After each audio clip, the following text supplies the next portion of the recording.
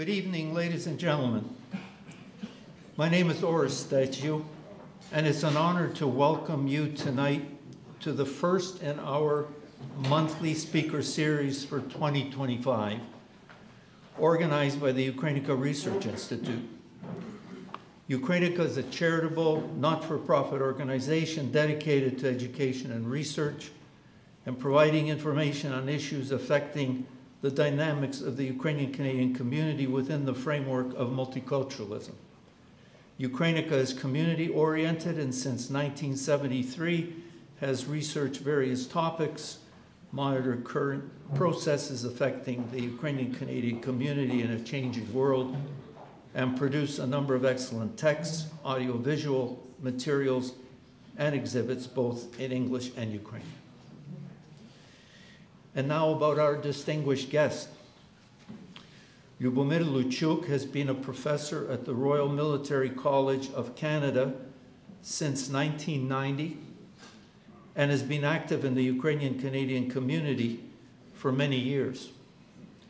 Professor Luciuk is the author, editor, and co-editor of 32 books and monographs, as well as over 225 opinion editorials published in Canada's leading newspapers.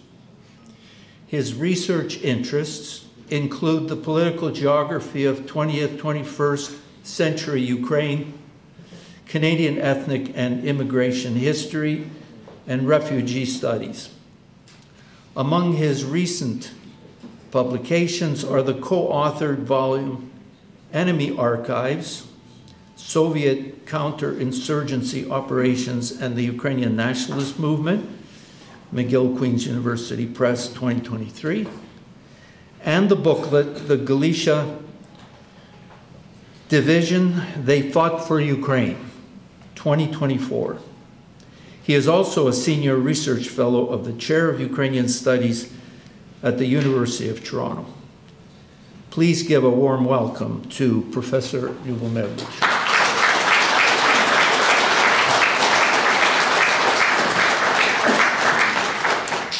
Thank you, Orest. It's a pleasure seeing you all here tonight. Divicie. A friend of mine joined me coming up from Kingston and asked me, how many people do I expect at the talk? And I said, oh, 20, 30. Just goes to show you I can't predict anything. Tonight's talk is going to be a little bit different than perhaps some of you would think, because I recently retired. In fact, Friday was my last day at work. Well, I'm happy you're happy about it, but I think there are other people in different communities and in different organizations that are probably less happy with the thought that I'm going to have more time to do what I've been doing for 35 years. So retirement for me means literally rededicating myself to the kinds of work that I've done over all these decades. And a lot of it has revolved, if you like, around a quotation from the Bible, John 8:32, which you can read there for yourselves. And you will know the truth, and the truth will set you free, which is also, not coincidentally, the motto of the Sluzhba Bezpeka in independent Ukraine. Truth. Let's talk about truth, first of all. Never before in history, in all of recorded human history, has Ukraine been better known than it is today. This is fundamental. This is a shift as never before. Think about it. Some of you, your parents, your grandparents, spent their lives dedicated to the cause of Ukraine's independence, spent their lives trying to tell your neighbors, your friends, fellow students, teachers, professors, co-workers about Ukraine and Ukrainians. And for many of those years, you and I, certainly many of you that I know in the audience, found a world, even in Canada, a welcoming place that was indifferent, ignorant, and sometimes even hostile to the idea that Ukraine should become an independent state in Europe. And we still hear some of that. But today, in 2025, because of the sacrifices of the men and women on the front lines of Ukraine today, who have been fighting for Ukraine since the war against Ukraine and Ukrainians escalated in February of 2022, and the war that actually began in 2014, as we all know. Because of their sacrifices, today Ukraine is better known than ever before. And we must take advantage of that.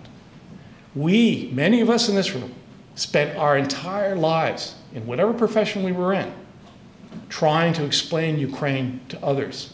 Today, they know about Ukraine. Where do we go from here? Today, Ukrainians are defending themselves, as you all know, I don't have to tell you this, against the genocidal imperial project of the KGB man in the Kremlin and his confederates, against a war that is being waged by the Russians, not just Putin, by the Russians against Ukraine and Ukrainians. This is existential. You've heard other people say this before, but it is truly existential. Mr. Putin and his confederates are trying to erase Ukraine, erase Ukrainians, erase you, erase me, erase the links between the generations. They are trying to unwind the generations so that Ukrainians will disappear. Well, I wasn't raised to watch Ukraine or Ukrainians disappear, nor were you, so we have to resist that. As this war escalated, third year now, as this war escalated, what I have noticed is that the campaign, the disinformation, the propaganda against Ukraine and Ukrainians has also escalated. Some of you will remember the role I played decades ago when the Government of Canada established the Commission of Inquiry on War Criminals headed by Mr. Justice Jules Deschênes. That commission, which lasted from roughly 1984 to 1987, and we'll talk about it in a few moments, investigated the alleged presence of thousands of Nazi war criminals in Canada, and indeed in North America. And again, we'll talk about it in a few more minutes. That was a very difficult time. I was a postdoctoral fellow here in Toronto, in the Department of Geography at the University of Toronto, a young man then who had just graduated with my PhD from the University of Alberta. I was looking for a position in Toronto at the University of Toronto, thought that's where my career would unfold. But because of my involvement in defending the good name of the Ukrainian community in Canada against those allegations, I couldn't stay at U of T. And I won't go into the details. It's not like I'm particularly bitter about it. I ended up in a better place. But my hopes at that time were shattered.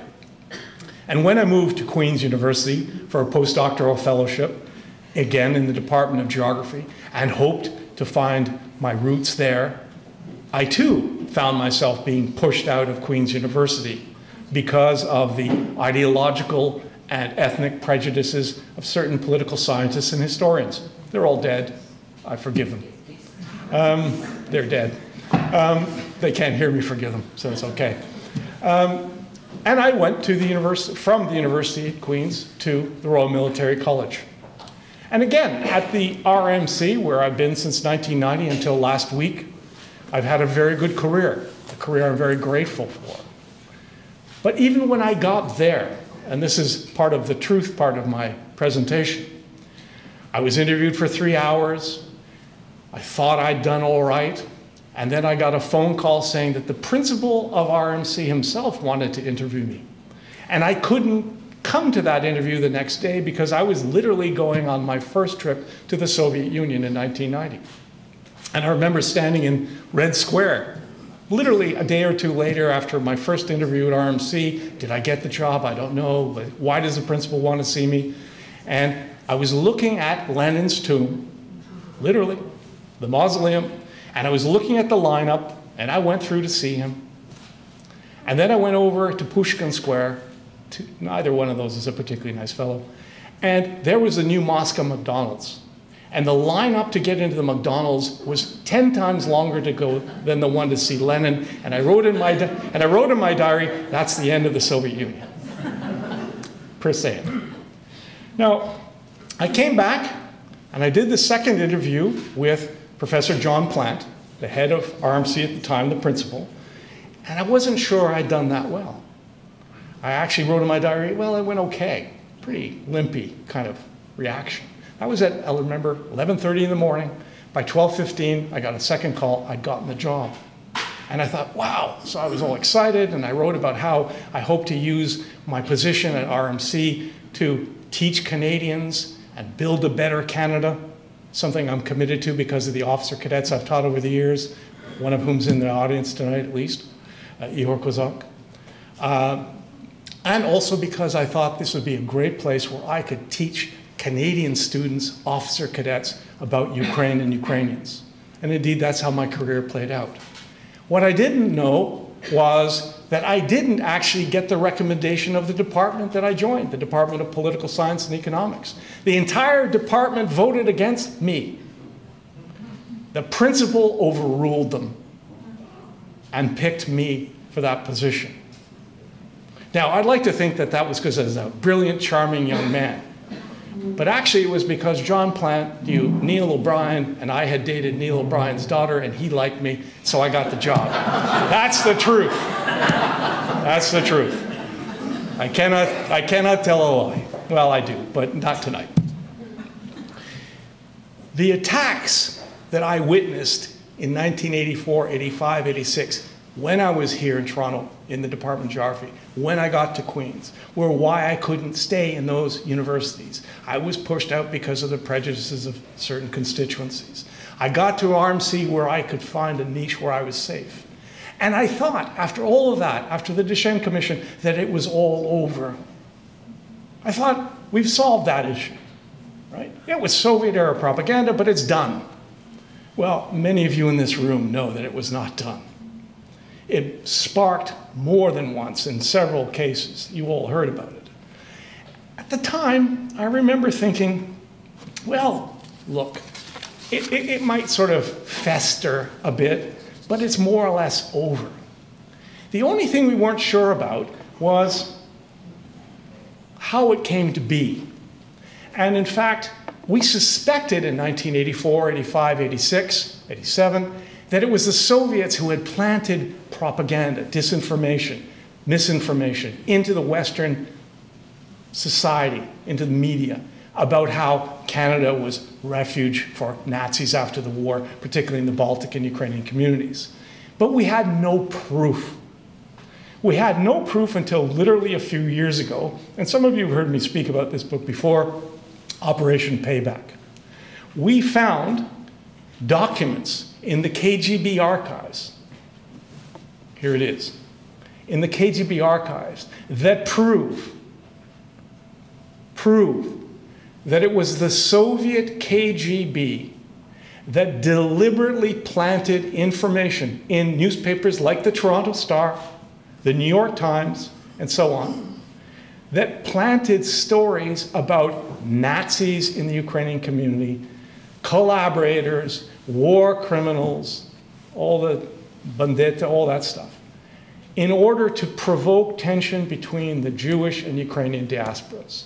And if you read this document, and we published it in translation, I'm just showing you here for visual effect, it clearly says, we were so successful in planting this kind of disinformation in the United States that the government in the US created the Office of Special Investigations, the organization that went after people like John Demjanjuk, who you've all heard of.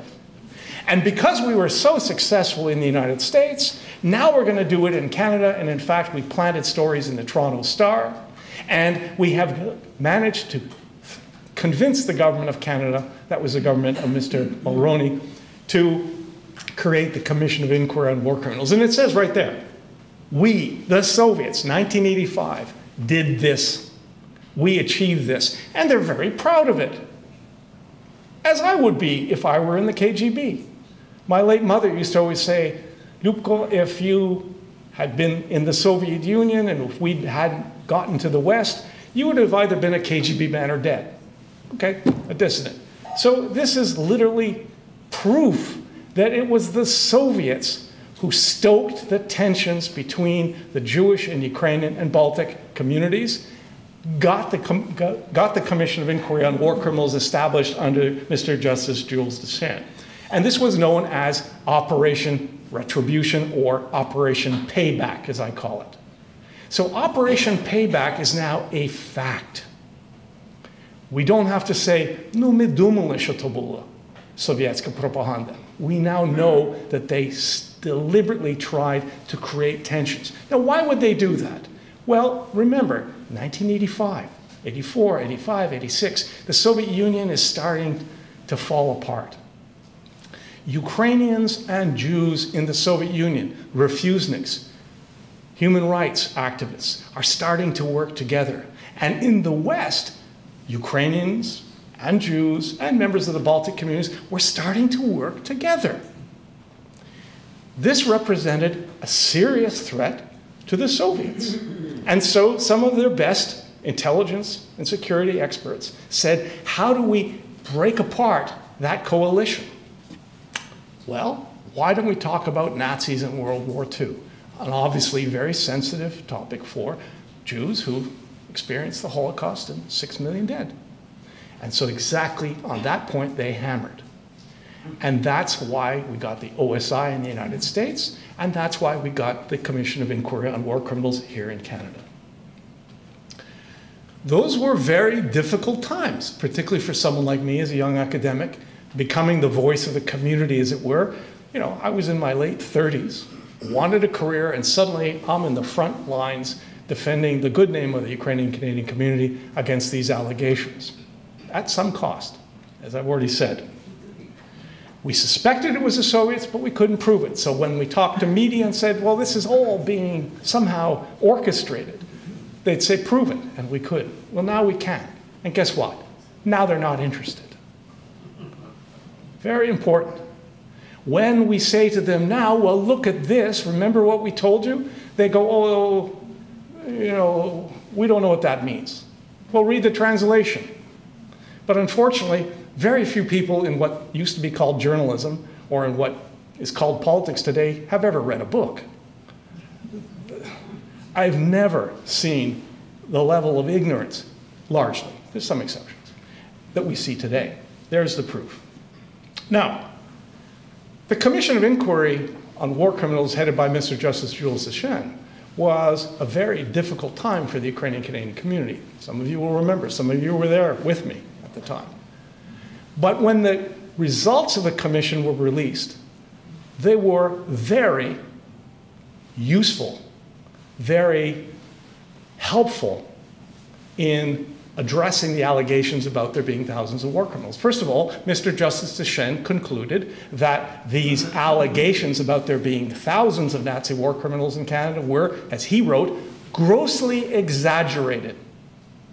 He then looked at all of the people who had said there are 500 or there are 1,000 or there are 250. He lists them all in the Commission's report, which I recommend you read. It's available online for free. And he said, these people provided no evidence. So people were saying there's a war criminal next door. People were being denounced, usually anonymously. Certain organizations were denouncing individuals or providing lists. But when Deschênes actually went back to the sources, went to B'nai B'rith Canada, went to the Canadian Jewish Congress, went to the Simon Wiesenthal Center, the Friends of the Simon Wiesenthal Center, and said, okay, you've provided names, now where is the evidence? There was none. Simon Wiesenthal's still alive at the time. He declined to provide any evidence. He gave a list of veterans of the Ukrainian Galicia Division. That's what he provided. Here's a list. These people were in the Galicia Division. Therefore, they are automatically war criminals.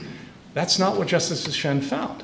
In fact, the Deschênes Commission report very clearly says, if you were in the Galicia Division, that doesn't necessarily mean you're a war criminal. Mere membership is not sufficient to justify prosecution. You cannot indict the Galicia Division as a group. These are the conclusions of an independent inquiry established by the Government of Canada. before which B'nai B'rith, Canadian Jewish Congress, the Civil Liberties Commission of the Ukrainian Canadian Congress, and so on, we all had standing. So everyone had a chance to put their information before Justice Deschênes, to argue it, to discuss it, to provide the evidence, if they had it. And in the end, Deschênes said, this whole thing is nonsensical.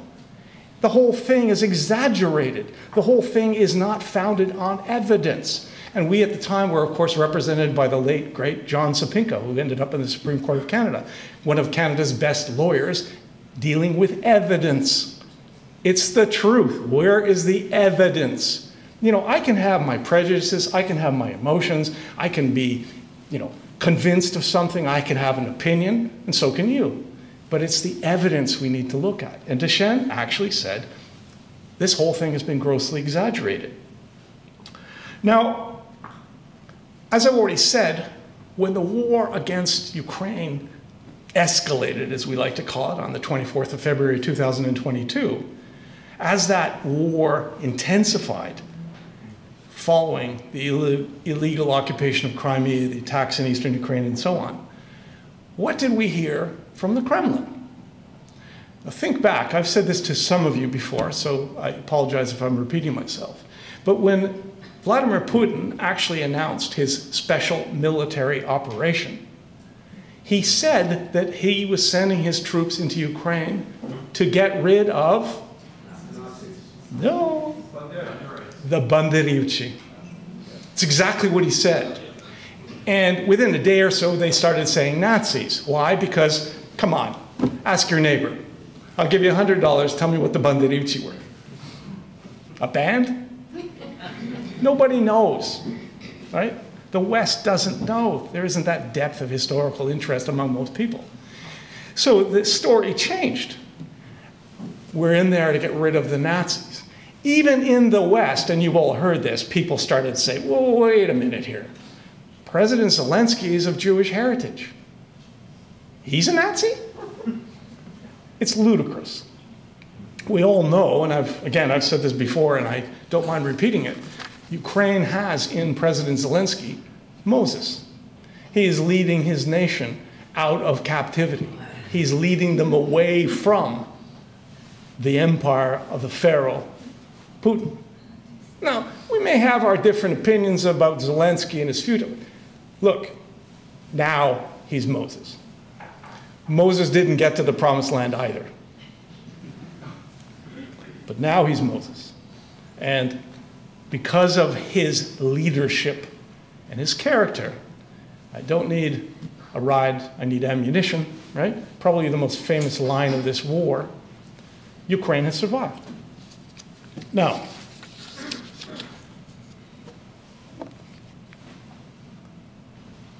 on September 22nd, 2023, we had a particularly unhappy incident occur when President Zelensky, on short notice, visited Ottawa, the House of Commons, and during the course of that visit was introduced to this man, Yaroslav Hunka. I should point out right away that I've never met Mr. Hunka, don't know him, never even spoken to him. He was accepted into Parliament, identified, applauded. I think he got several rounds of applaud as someone who fought for Ukraine against the Russians. That was the 22nd of September. Everyone in the House of Commons, from all parties in the House of Commons, applauded Yaroslav Hunka. Liberals, conservatives, New Democrats, everybody. Okay? Everybody. Within less than 24 hours, an American newspaper, which used to be a fairly significant and serious socialist newspaper called the Jewish Daily Forward, had reported that Hunka was a member of the SS, was a Nazi, and the story became, around the Hunka incident, that the Canadian Parliament welcomed a Nazi. The Hunka incident, as it was called. Now, this has had enormous legs. It has continued as a story till literally last week was the last story I heard about Hunka. It is repeated almost every other week. when Chrystia Freeland, who many of us know and like, announced that she was running to be the leader of the Liberal Party of Canada, the Hunka story popped up again, as did the story about her grandfather, who was allegedly a Nazi newspaper editor. Now, okay, let's just say that her grandfather was a Nazi. He wasn't, but let's just say he was, for the sake of argument. What does that have to do with Chrystia Freeland? Am I responsible for the sins of my grandfather? Are you? Of course not. But that's a blood libel. That's like saying that somehow genetically you're tainted because someone in your past was a bad person, was a villain. That's nonsensical. And yet they keep repeating that. The title of today's presentation, as Orest structured it, reflects the name of a book that just came out through Lorimer Press that is an entire screed against Chrystia Freeland, against me, against Volodymyr Vyatrovich, against Orestetsiev, Oleg Romanishin, and others who are in this room because we have stood up for the truth. There have been recent books published in the United Kingdom on Nazis in the UK, in Australia. It's all become an orchestrated campaign, and it has become, in some cases, very personal. To deal with this, we've had to take some fairly immediate steps. The threat is to the academy. In this story, for example, published by Marie Wolf from the Globe and Mail, you can see that the University of Alberta, specifically the Canadian Institute of Ukrainian Studies, has been, well, they haven't been forced yet, but they have been invited to review who they got funds from and whether they should return them. Now, quite frankly, I'm a U of A grad. And Petros Savarin, who was in the Divizia, handed me my PhD and whispered, "Dobre zrobił chłopczyk," when I was on the stage. So I wrote to the University of Alberta when this controversy broke out and said, "Do you want my PhD back? Because it's signed by Petros Savarin, and you've just called him a Nazi. So is this degree no longer good?" They took Petros Savarin as a chancellor of the University of Alberta. They took his portrait off the walls. Who proved he was a Nazi? No one. Who proved that Yaroslav Hunka was a Nazi? No one. If you look at the history of the Galicia division, and Orest at the back of the room has a little booklet that I put together, a kind of a question and answer thing about the Divizia, both in English and now in Ukrainian, we go through that. No Ukrainian could be a Nazi. Membership in the National Socialist Democratic Workers' Party, the NSDAP, the Nazi party, was restricted to Aryans. We were Untermenschen, we were subhumans. Subhumans could not join the Nazi party, period. So Yaroslav Hunka was not a Nazi. And even though I've never met him, I looked into his history. And he wrote a letter to another historian almost a year before this incident blew up, in which he commented on why he joined the Divizia. He was an 18-year-old boy when the Soviets withdrew from Halichina, and where he personally witnessed the mutilated corpses of women who had been held in the local prison, and wrote, "From that day forward, I hated the Russians," because of what he'd seen. In his own family, his cousin was deported to Siberia. He hated the Soviets, the Russians as he called them, because of what he'd experienced at their hands. And so when he was offered a chance to take up arms against the Soviets who were advancing back into Halichina, he did so, 18-year-old. He was in an anti-aircraft unit, shooting at planes, at Soviet planes. He had nothing to do, directly at least, with the Holocaust. Did he swear an oath to Adolf Hitler? Yes, he did. So did every single man and woman who served in any branch of the German armed forces during the Second World War. Whether you were in the Navy, the Air Force, you swore an oath to Adolf Hitler. Everybody did. Is there any evidence that Mr. Hunka personally committed a war crime or a crime against humanity? No. None. And I invite those who criticize me, oh, Nazi apologist, produce the evidence.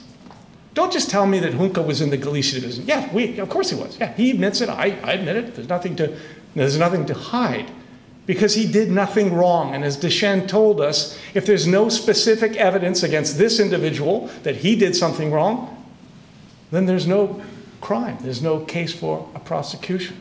Provide the evidence, provide the truth, and then, of course, take appropriate action.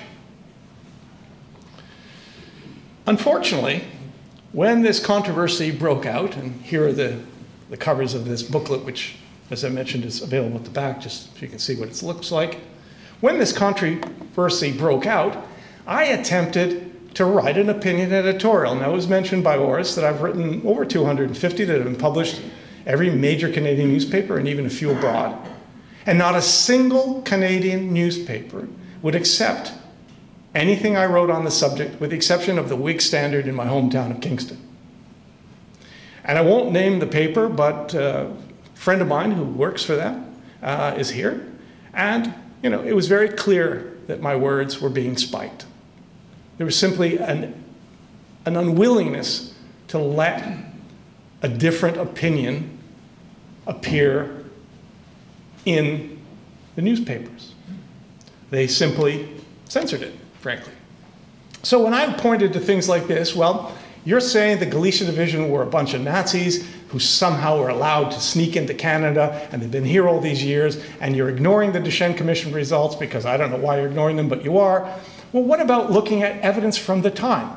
Here is a British Foreign Office document from 1950 in which the British Foreign Office, one of the most sophisticated intelligence gathering and analytic organizations in the world at its time, says, we've looked into this and it's all communist propaganda and there's no evidence.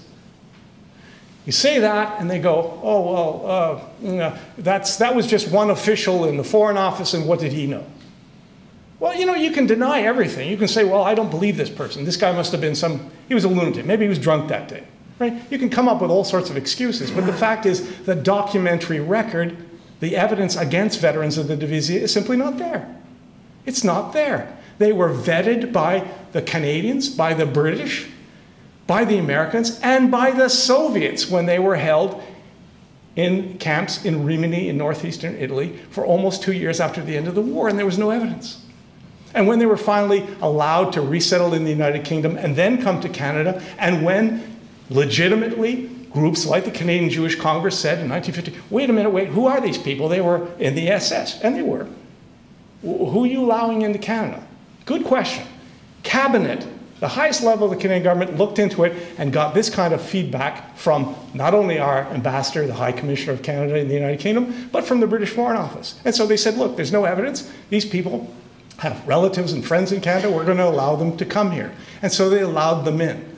And the veterans of the Divizia, as some of you will certainly know, had their own veterans organization, published their own newsletter, had meetings, had an organizational structure, donated and supported the community, worked in the community openly. Many of us knew veterans of the Divizia. They didn't hide it. They weren't ashamed of it. If they were war criminals, would they be having regular meetings, publishing their newsletter, associating with each other, organizing the cemetery in Oakville, putting up monuments? No. They weren't ashamed of it because there's nothing to be ashamed of. Unfortunately, despite the truth, particularly as the war against Ukraine escalated following 2022, Soviet-era propaganda has been regurgitated by the Russian Federation and by its operatives. There have been incidents of criminal vandalism. You're all aware of this in Oakville. There have been podcasts. There have been web pages published around the issue of the Nazis amongst us.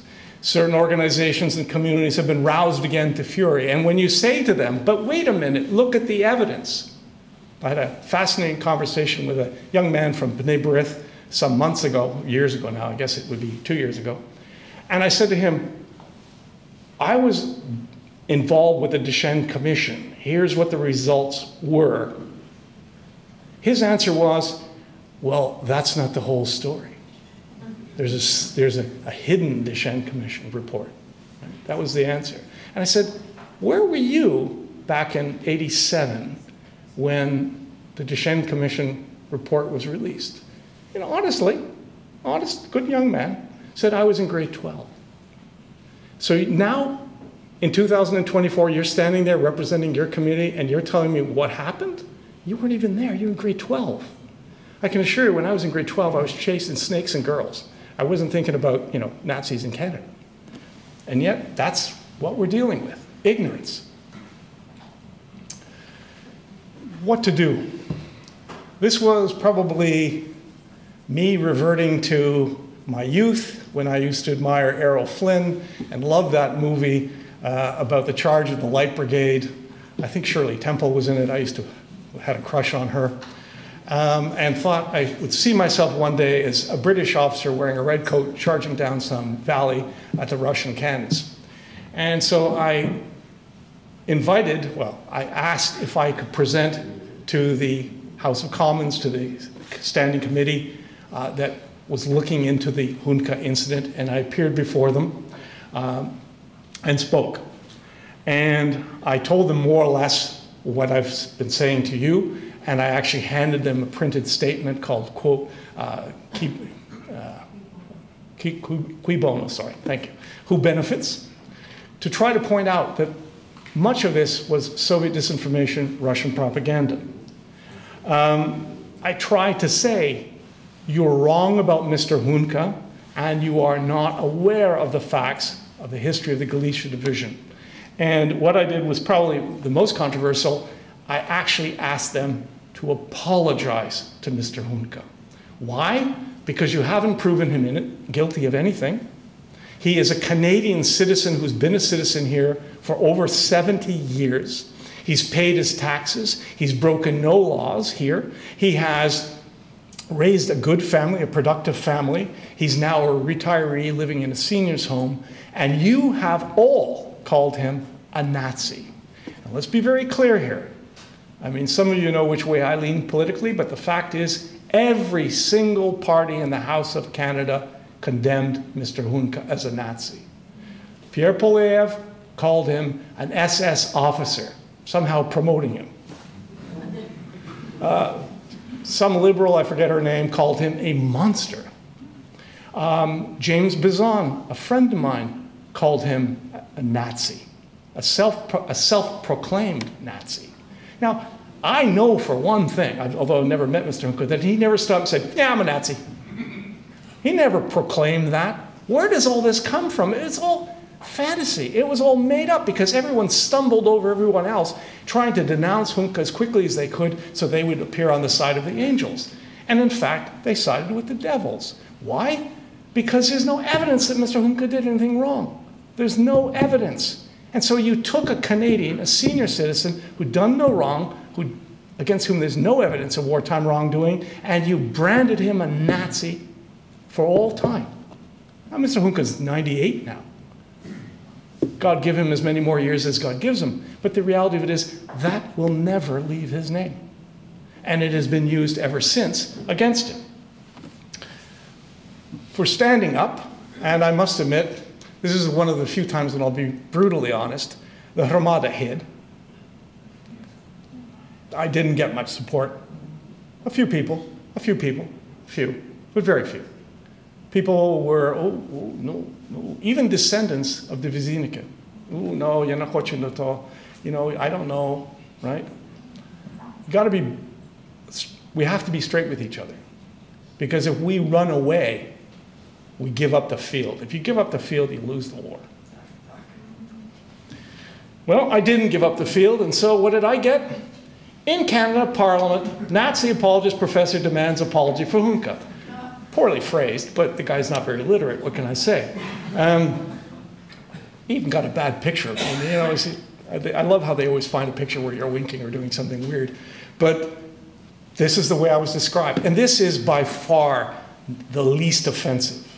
Some of the things that have been written about me in the last 3 or 4 months are beyond the pale. They are unethical. And I'm not going to go into those because I'll deal with those.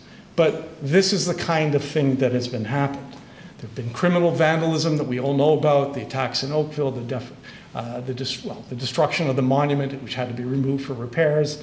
The same thing happening in Edmonton, the monument to Shukhevich, the Diviziya monument. There have been calls recently, in recent months, to remove all of the cemetery stones in Oakville because they all have the symbol of the Diviziya, or at least to chisel that off. So I don't know how many of you may be the children or grandchildren of veterans of the Diviziya buried in Oakville, but someone's going to tell you now you have to scrape that off the tomb. Do we want to allow that? I don't think so. Here's one of my favorites, how they got to me.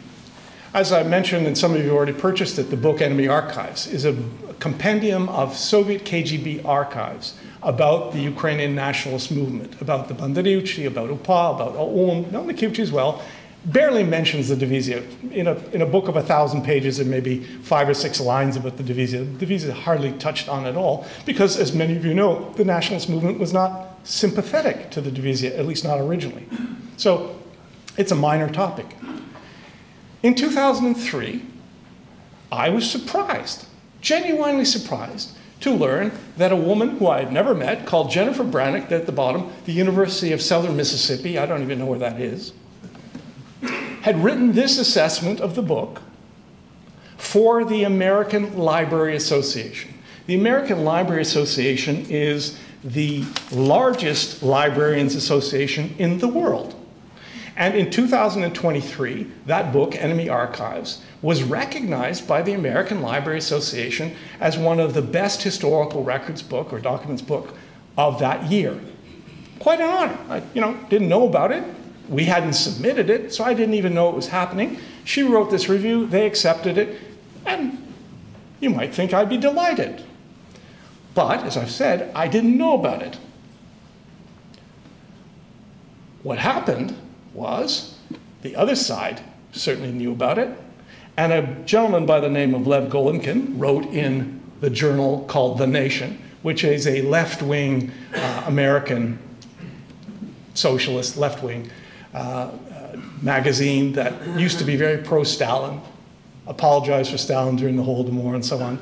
These people hired, or Mr. Golinkin volunteered, and he wrote a book about how the American Library Association, which is normally a very powerful, important organization that does good work, nevertheless has recently honored 2 authors, that's Lubomyr and myself, with a track record of whitewashing Nazi collaborators.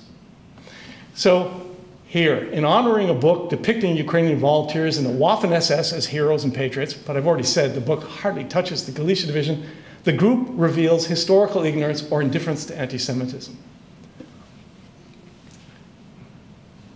Within a few days, I got this email. This is the exact email. You could read it, from a man called David Pugliese at the Ottawa Citizen. David Pugliese has a track record of writing about victims of communism monument, about Hunka, about alleged Nazi war criminals in Canada, about Library and Archives Canada, which we'll touch on in a minute, which I find somewhat less than impartial, not good journalism, but he's a journalist. If his editor allows it to be published, so be it. He's a journalist, not my favorite. I don't agree with him, but he has the right, as a journalist, to publish his vision, his understanding of things. Fine. He sends me this email, 9:40 a.m. on the April 16th. Good day, sir. Very cheerful. He's writing an article about the American Library Association and its decision to retract Enemy Aliens from the best historical materials list. This is the first I heard about it. The American Library Association did not tell us we'd been awarded this distinction, and I didn't hear that it had been retracted until I heard about it from Mr. Pugliese at exactly that moment. This action was taken by the association because of the concerns of the book edited by yourself and Volodymyr Petrovich was whitewashing Nazi collaborators, distorting historical record when it came to the incidents of murder of Jews and Poles by the Ukrainian nationalists. Do you and Mr. Petrovich have any comment about this action by the American Library Association? Like I said, I was sitting at my desk, and this was the first I'd learned that we were honored, but then we weren't. All in one email. So my answer, You'll notice it was 9:40 a.m. when he wrote to me, 9:35 a.m. when I respond. Dear Mr. Pugliese, thank you for your note. You should read enemy archives, before reporting on its content, lest you misrepresent the latter. Well, he didn't read the book. Golikin hadn't read the book. But Mr. Pugliese published an article. Library Association pulls award for RMC professor's book. So now it's just my book now. This was clearly an attempt to defame me, harm my status at RMC, which is not easy to do since I'm a tenured professor. Nevertheless, the whole idea is to stifle the academy, stifle the CIOS, stifle academic research that looks into the truth, go after the people who are the truth tellers. In that article, if you bother to read it, Pugliese says that in response, Dr. Luciuk said, go read the book. He didn't say, said to me. Again, sort of saying as if I'm kind of flippantly saying, go read the book. Well, quite frankly, I've written book reviews. And the funny thing about a book review is you got to read the book. Golikin did not read the book. If you look back at that heading, it's about the Galicia division, supposedly. And yet, the book's back there. You can look up in the index. You don't even have to buy it. Look in the index. The Galicia division's barely mentioned in 1,000 pages. So why are they focusing on that? And the answer is because of the Hunka incident, because of the miasma, because of the, anger that it stimulated within the Jewish community in particular, but also in the general Canadian public. You ask people, was there a Nazi in the House of Commons about a year ago? Everyone will tell you, yes, there was. Why? Because none of the papers published anything else. None of the political parties apologized. And I gave them a way out. I said to all of the ones I talked to several members of Parliament personally, I won't name them, but I said, look, what you have to do is say, we welcome Mr. Hunka, maybe we shouldn't have, but he was never a Nazi. He was not complicit in the Holocaust. There's no evidence he did anything wrong. And so while we agree that perhaps this was an inappropriate occasion in which to honor him, he's not a Nazi, he's not guilty of anything, unless someone has evidence to the contrary. And so don't apologize, just say, we'd like to reconsider our comments.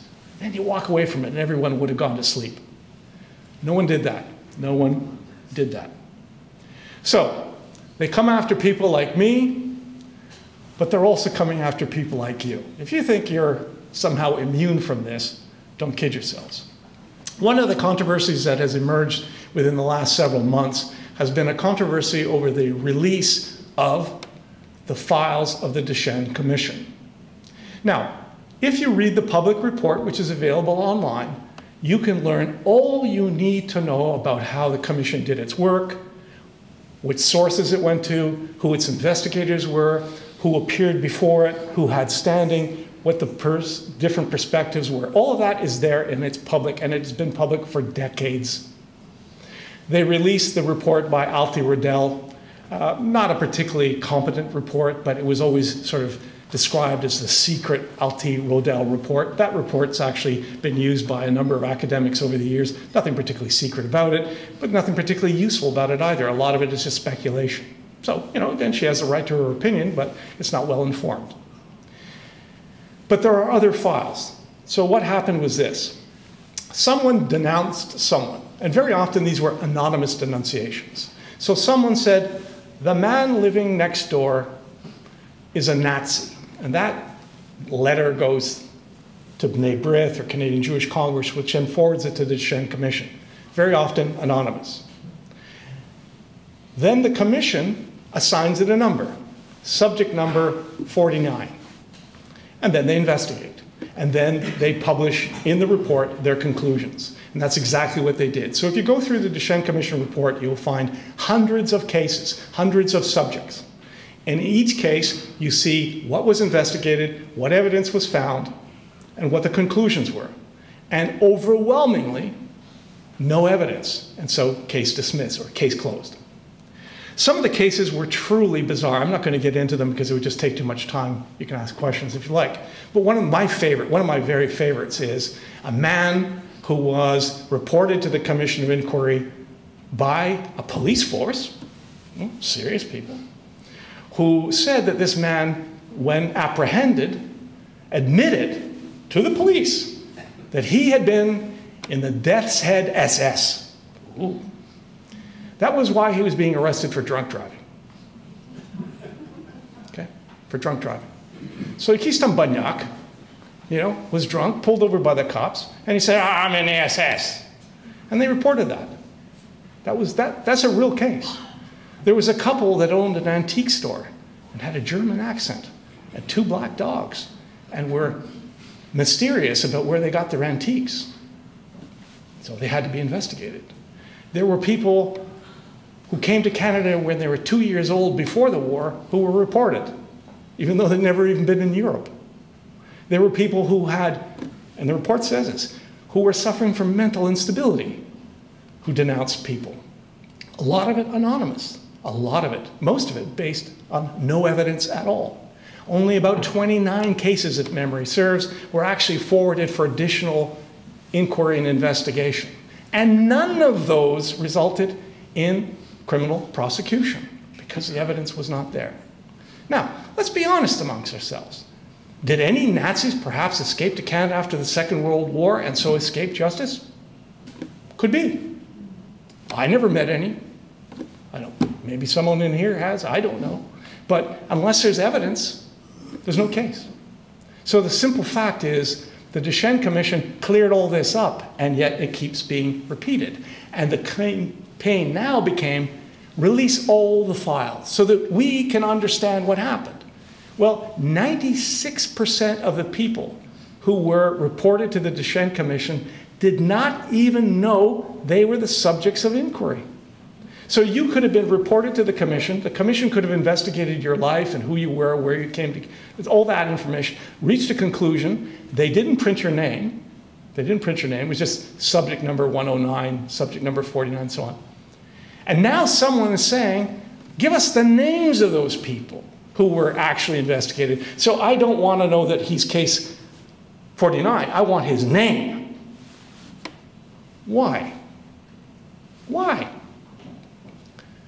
Some 40 years later, most of the people who were investigated, who were the subjects of the inquiry, are dead. Just stands to reason. If you were, in your 60s or 70s 40 years ago, you're not probably around. Now, Mr. Hunka, well, you can say, well, look, there's Hunka. Right. So where's the evidence that Hunka did anything wrong? And yet look at what happened to him. His name was dragged through the mud. He was kicked out of his retirement home. His family had to go into hiding. The University of Alberta gave back his grant, even though it was intended to study Sheptytsky. This kind of stuff. People want those names revealed, but the people who were actually investigated are probably almost all gone. So then they release the names of all those subjects. And suddenly, case 49 is Danilo Luciuk, my late father. Well, what if I wasn't who I am? And suddenly a reporter comes, puts a microphone in front of my face and says, did you know that your father was a Nazi war criminal? And I'm going to say, no, he wasn't. He was a good father, good provider, and so on. Headline, son defends father accused of being a Nazi. Or, more likely in some cases, someone comes to a grandkid and says, did you know your grandfather was a Nazi? And the kid's going to say, I don't know anything about it.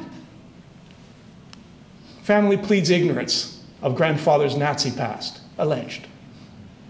And they love that word alleged. I'm using it a lot too. They love the word alleged because that gets them off the hook. They're not actually calling people Nazis. They're saying alleged Nazi. So I pointed out in the House of Commons and to those people in the media who will talk to me that if someone said Lubomyr Luciuk is an alleged pedophile, would you want me in your neighborhood? You just judge me. An alleged rapist? The moment you throw that out there, an alleged Nazi, that's it. Case closed.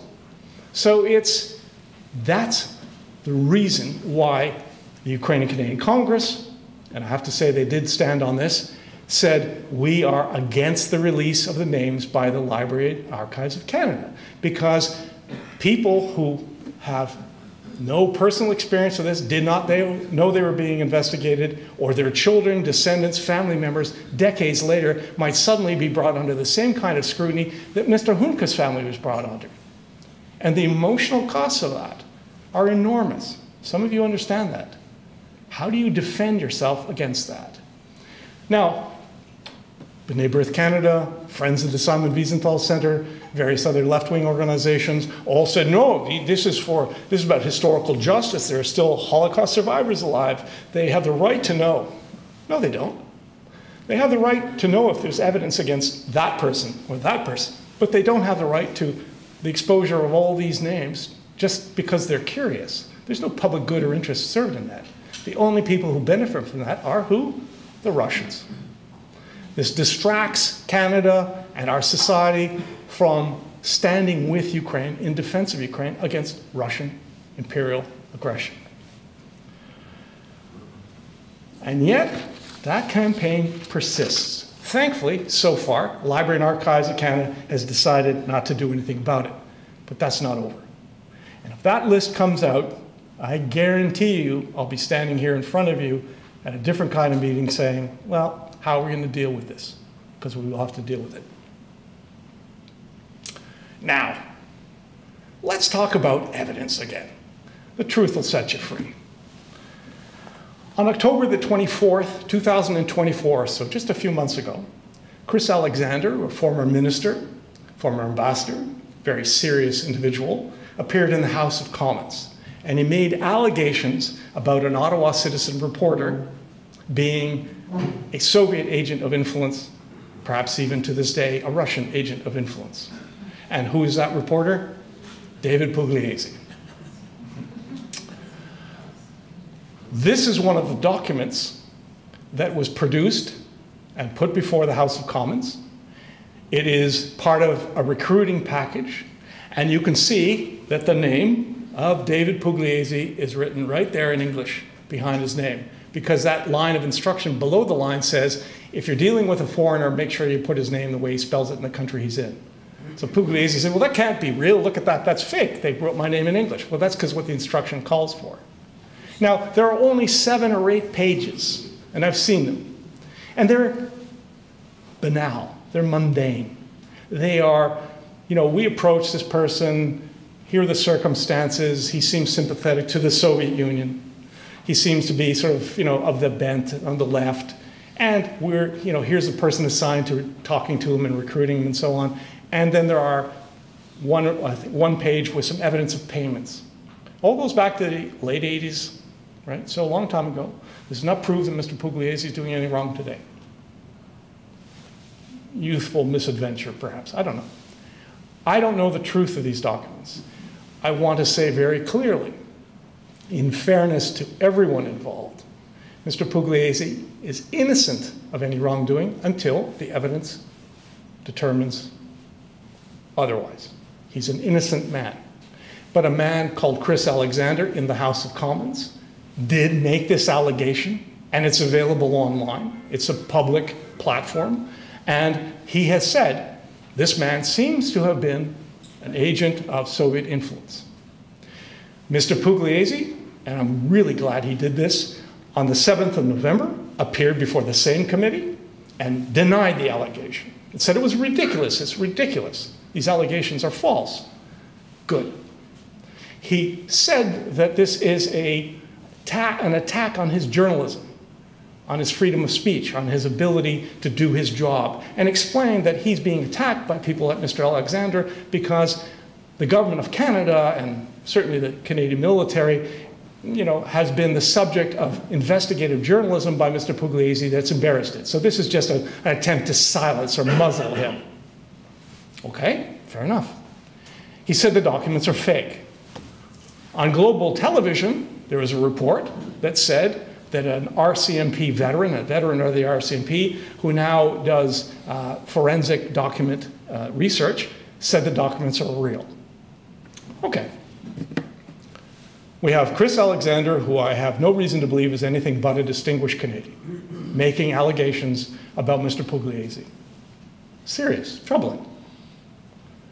when I look at Pugliesi's writings, I go, ooh, I guess that sort of fits. But I don't know. I'm not judge or jury. Mr. Pugliese has denied it. And as I say, I'm glad he has.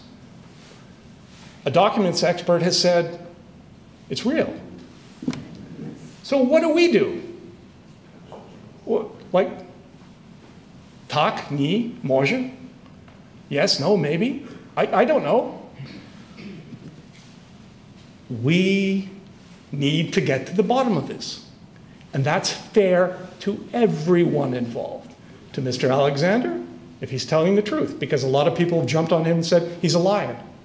To Mr. Pugliese, if he's innocent, because this is harmful to his career. And I might not like him, but that's irrelevant, whether I like him or not. He has a career.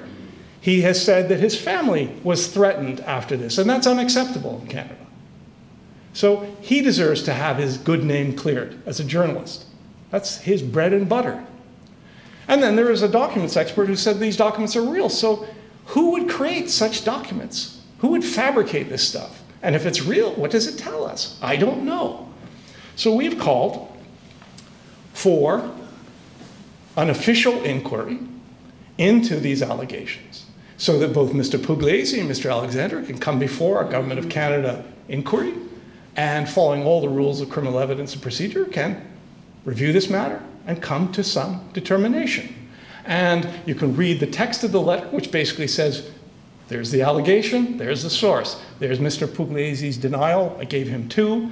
There's what Mr. Dwayne Stowen, the president of DocuFraud, has to say, and we call upon the Government of Canada to immediately set up an official inquiry to determine whether these accusations are credible and to take any measures required based on its investigation's findings. 118 Canadians, community activists, lawyers, professors, as well as a number of Ukrainians in the United States and globally have signed this letter. And it has been sent to the Canada's Minister of Justice, and it will be published in several of our newspapers and made more broadly available.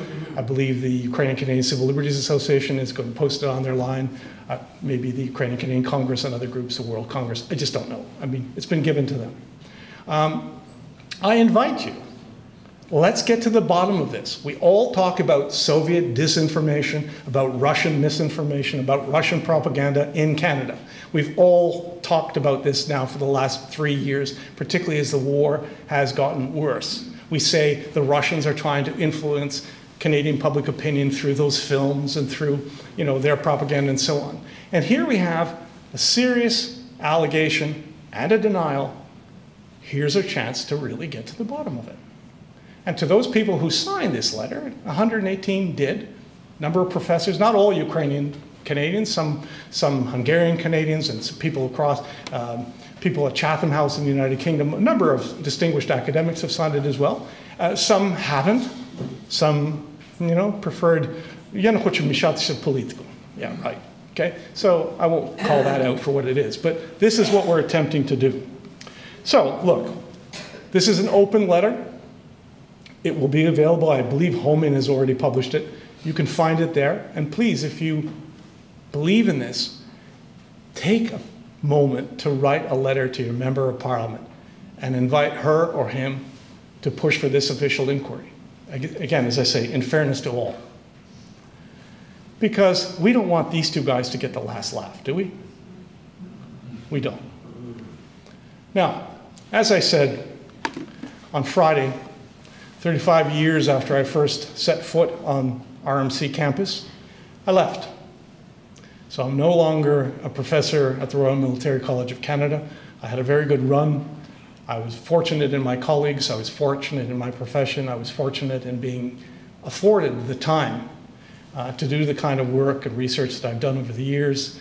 I could not have done it probably in almost any other academic venue, but I managed to do it. So I am now, a retired professor.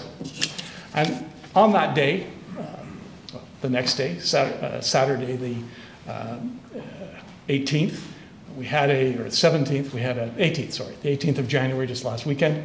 We had a nice reception at the Royal Military College. Some of you were there. And then the next day in St. James Chapel, where I, as it were, began, where I was christened baptized, where I did my first communion, where I was confirmed, where I served as an altar boy on the altar. I recalled all of those things as being part of the sort of sacred space that I was raised in. And I've discovered a very strange thing when I was preparing my notes for that ceremony on the Sunday.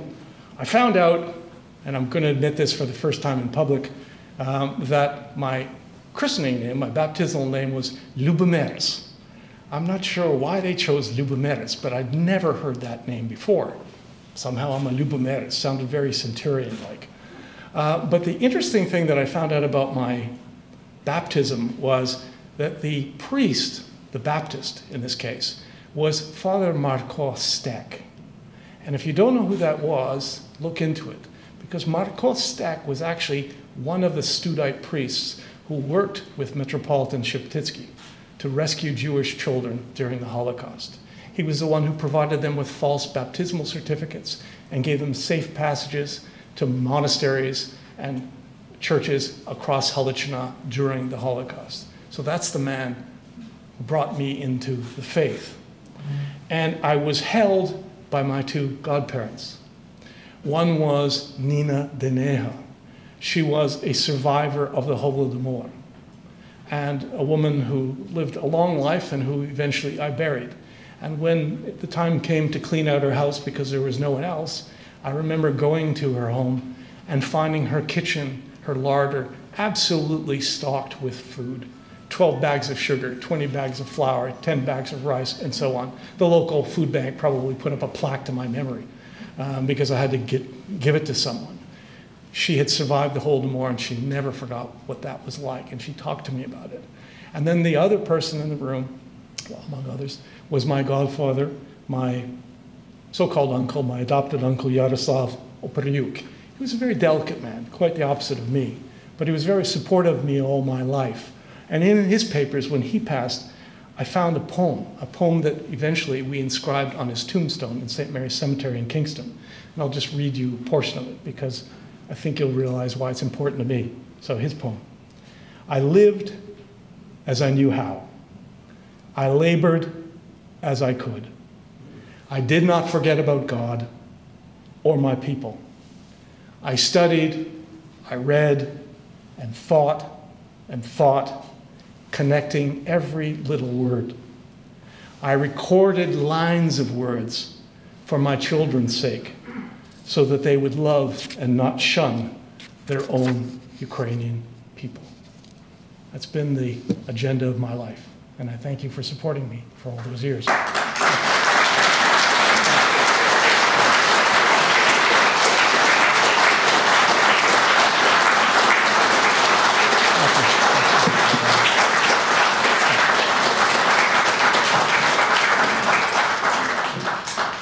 Thank you.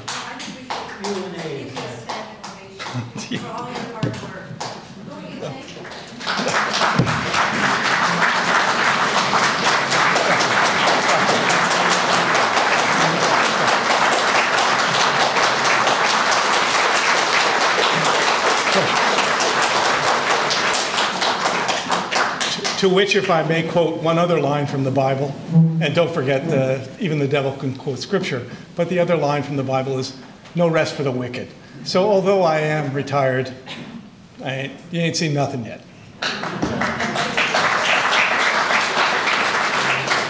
So I have been told that questions, if you like. So please. What truth is there to the comments that I've seen frequently recently on social media that the Duchesne Committee, some from prominent institutions, that the Duchesne Commission didn't have all of the documents, that that some have come to light since then, and that those documents say different. So, what truth is there to the stories that have appeared in social media suggesting that somehow the Commission of Inquiry on War Criminals did not have all the documentation it needed at the time? Well, where's the documentation then? Show us.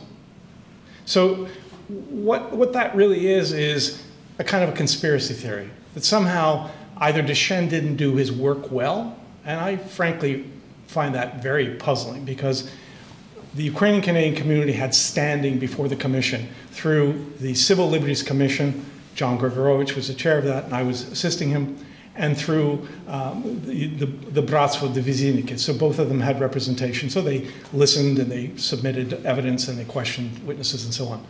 B'nai B'rith and Canadian Jewish Congress had it well. So all four groups had standing, which meant that if any of those groups had found the results of the Commission to be partial or prejudiced or inadequate or incomplete, they should have protested at the time, right? So here's Deschênes, here's the results.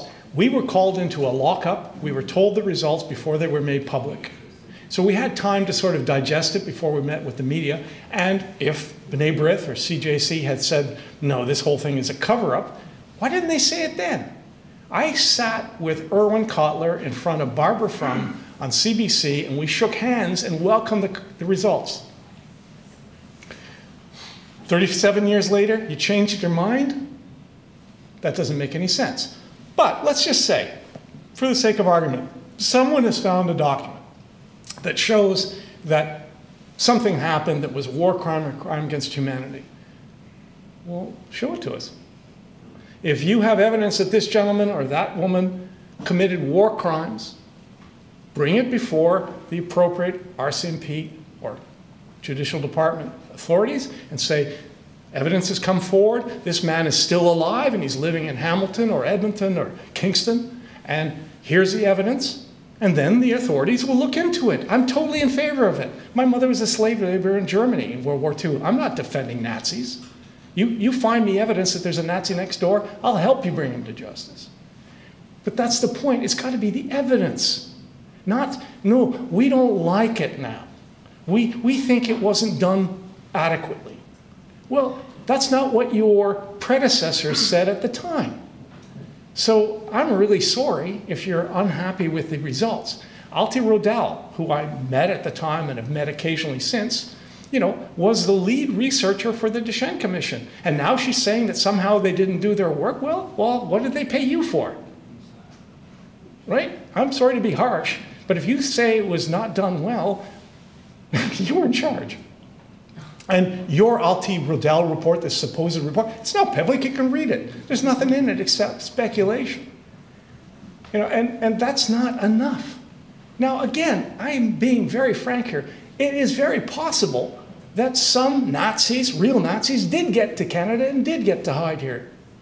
But they are individuals, not representatives of community. There's no such thing as a Ukrainian Nazi. There may have been some Ukrainians who collaborated with the Nazis. And again, if you have evidence that that man or that woman did, bring it to the authorities and let's have a procedure to determine the truth of the matter based on the evidence. People should be able to say, no, that's wrong, that's fake, that's whatever. I want Mr. Pugliese to get the same benefit of the doubt, okay? But you don't just say, well, now it's all fake. Just holus bolus, release all these names so that the public can decide. So can you imagine? I mentioned that particular case of that drunk man driving his car, pulled over by the police, and he blurts out that he was in the SS. His liver's probably long gone. Okay? So can you imagine someone coming up to him and saying, your grandfather was accused of being, or no, your grandfather admitted that he was in the Death's Head SS? What's someone supposed to say to that? And how does that serve any public interest or good? It just stirs up the pot again to no good purpose. Like even doing the math, even if there were Nazis still left alive, they'd be like, at best, Hunka, 98, 99. What are you going to do with that? But, if the evidence is there that there is some particularly heinous character hiding in our midst, bring him to justice. I noticed, by the way, that more than 500,000 Germans immigrated to Canada after the Second World War, late 40s, early 50s. More than 500,000. Not a few thousand Diviziniki, I'm talking about 500,000 people. If they had been in the German armed forces, they all swore an oath to Hitler. And probably some of them, well, many of them would have been in the military of one sort or another. But I haven't yet to hear really about the thousands of German Nazi war criminals in Canada. Why do we never hear about the German Nazis in Canada? Hardly a mention of that. Right? We've never heard about the Soviet collaborators in war criminals in Canada, except a few times when I raised it. Right? Now, I have never said that there were thousands of Soviet war criminals in Canada. I found 4 people who I think should have been investigated and probably weren't fully investigated. Why weren't they investigated? Right? People who wrote books in which they said, here's me in my NKVD lieutenant's uniform. I served in the NKVD. I served with the KGB. I served with SMERSH. I killed those terrible Ukrainian banderivci. And you brag about it? Oh, I lied when I said I came to Canada. I didn't tell them I was in the NKVD. I told them I was a chauffeur. People wrote books published in Canada in English in which they admit this stuff, and yet our authorities haven't looked into that. So there's a kind of a double standard here. Any and all war criminals found in Canada, regardless of who they are, by ideology, by gender, by where or when they committed a crime against humanity or a war crime or alleged war crime, should be brought to justice in the Canadian Criminal Court of Law. That's simple. That was the position the Ukrainian-Canadian community took and still does. Any and all. We shouldn't discriminate. I mean, someone who murdered people in Kampuchea, Pol Pot, or someone who has served the Assad regime, or someone who butchered people in Rwanda, if they're in Canada, should be brought to justice. I don't discriminate. I'm not, going, oh, well, only Ukrainians, or only this group or that group. No. No war criminal should be in Canada. None. Zero. But a person is not a war criminal until it's proven in a court of law. An allegation, a suspicion, a prejudice is not sufficient. And that's fair. That's fair to everybody, to the victims and to the alleged perpetrators. And let the historians then argue the details. Who was good and who was bad in World War II. I mean, that's going to go on forever, right? But we're talking about justice and the judicial system here, and that's different from writing history books. Sorry. Other questions? Proszę. Дякую за вашу працю. Моє питання є, ви дуже гарно представили нам факти, але що українська громада має з тим зробити? Чи ви бачите якусь роль суду? Чи Саварин, чи Гунька, чи та тема, справа не може піти до канадського суду і просто заткати тих, що неправду говорять? So what role do I see for the organized Ukrainian-Canadian community in terms of challenging this disinformation? Could we not go to court or somehow rebut the disinformation? Well, I try. There's a few of us who try. Some people in this room who have worked on this subject for a long time. But again, let's be honest. This is a very difficult issue. It's an issue that many people shy away from. It's an issue that people often say, "Я не знаю, багато про то, я не хочу про то говорити. I don't know enough about it to talk about it." It takes a lot of resources. I mean, I've had a privileged position. I've been a professor. I was a very good teacher. I really thoroughly enjoyed teaching. I avoided administration as much as I could. And I spent my time researching, writing, traveling, and speaking. And so 35 years I've been able to accomplish what I have. Very few people have that privilege. And I thank you all as taxpayers because you make the universities possible. And some professors, like me, take it on and do what we can. Others do other things. We have very few academics in the Ukrainian-Canadian community, in fact, in the Ukrainian community as a whole, both in the diaspora, who are willing to touch these issues. We have limited resources, and I'm sure everyone in this room would agree with me that if we have to spend our money helping Ukraine defend itself or wrestle with this propaganda, most of us are going to say, well, let's help Ukraine defend itself. Because, after all, that's the homeland, and that's the place that all of us were raised to remember and fight for. On the other hand, I would also tell you, quite frankly, if we lose this war here, the war against this propaganda, our Ramada will be much weaker. Because I can already see it, you know, in very close circumstances to me, where people are saying, oh, you know, you're taking this position, and then I'm reading some Facebook page or some social media post, and you're being criticized, and well, you saw it, you know, you're an apologist for Nazis, and you're a professor, this is going to harm my career, this is going to harm my social relations, my friends are calling me and telling me, you know, what are you doing, stop doing this, it's embarrassing, it's humiliating. This is a way in which our generations are being cut apart. Look around you. There are some people here who are, you know, younger, but many of us are my age or older, right? So where are our youth? Why aren't the schools inviting me to speak to the teenagers? I can do that. I've lectured to students in their late teens and early 20s most of my adult life, and I enjoy it.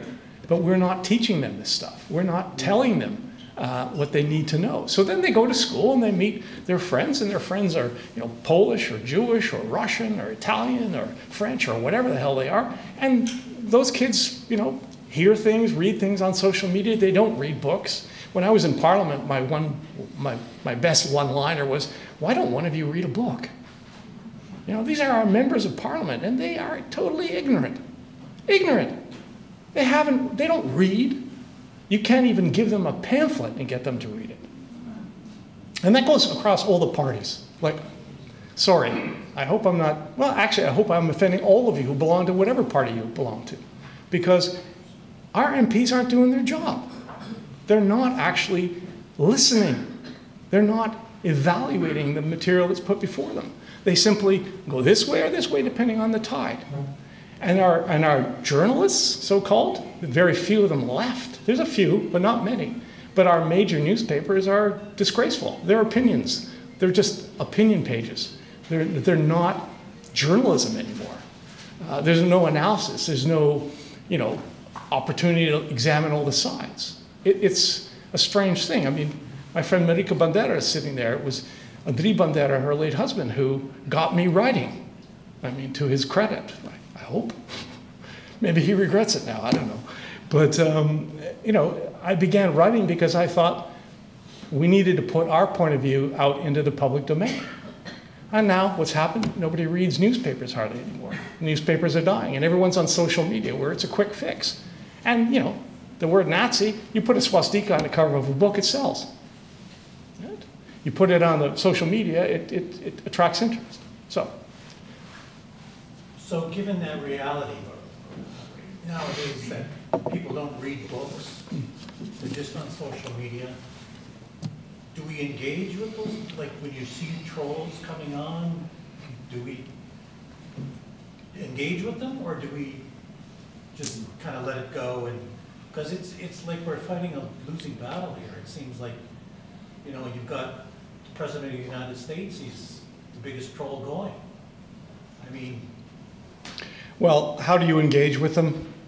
I think we have to, you know, there's part of me that does the Errol Flynn charging down the light brigade down the valley of death, expecting not to get back out, because that's just the way I was raised.